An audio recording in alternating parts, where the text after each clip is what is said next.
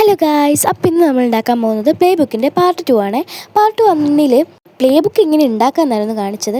Part 2 play ബുക്കിൻ്റെ ഉള്ളിൽ എന്തൊക്കെ ഉണ്ടാക്കാമെന്നാണ് കാണിക്കാൻ പോകുന്നത്. ഞാൻ ഉദ്ദേശിക്കുന്നത് ഒരു ഹൗസാണ്.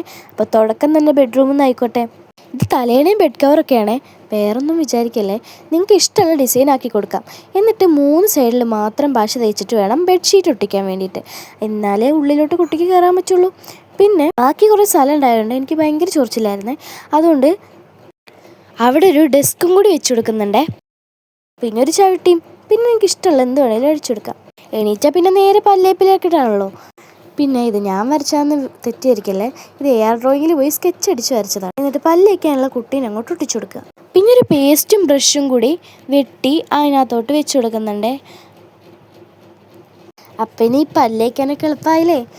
എന്നിട്ടും ബാക്കി കുറേ സ്ഥലം ഉണ്ടായതുകൊണ്ട് ഞാൻ വെറുതെ ഒന്ന് കുത്തി വരഞ്ഞതാണ്. പല്ല് വെച്ച് കഴിഞ്ഞാൽ പിന്നെ നേരെ കുളി. പിന്നെ അത് കഴിഞ്ഞിട്ടുള്ള എന്തും. അതിന് വേണ്ടിയിട്ട് ഒരു ബാത്ത് ടബ് വരച്ച് കളർ കൊടുത്തെടുക്കുന്നുണ്ട്. നിങ്ങൾക്ക് ഇഷ്ടമുള്ള കളറും ഇഷ്ടമുള്ള ബാത്ത് ടബും വരയ്ക്കാം.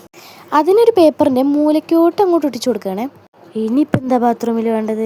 തോർത്ത്. കുളി കഴിഞ്ഞാൽ പിന്നെ തോർത്ത് വേണ്ടേ. അതിന് വേണ്ടിയിട്ട് ഒരു തോർത്ത് ഇങ്ങനെ ഉണ്ടാക്കിയിട്ട് അതിനകത്തോട്ട് അങ്ങ് വെച്ച് കൊടുക്കുന്നുണ്ട്. ഇനി ഒരു ചെറിയ പേപ്പർ കഷ്ണം എടുത്ത് 3 ഭാഗം പശ ഒട്ടിച്ചിട്ട് ഷാമ്പും സോപ്പും അതിനകത്തോട്ട് വെച്ച് കൊടുക്കുന്നുണ്ട്. കുളിക്കണമെങ്കിൽ വെള്ളവും പിന്നെ മനസ്സിലായിട്ടുണ്ടാവുമല്ലോ, ആ സാധനം ഏറ്റവും അത്യാവശ്യമുള്ളൊരു സാധനമാണ്. അപ്പം ഇനി അടുത്ത എന്താണെന്ന് അടുത്ത വീഡിയോയിൽ കാണാം.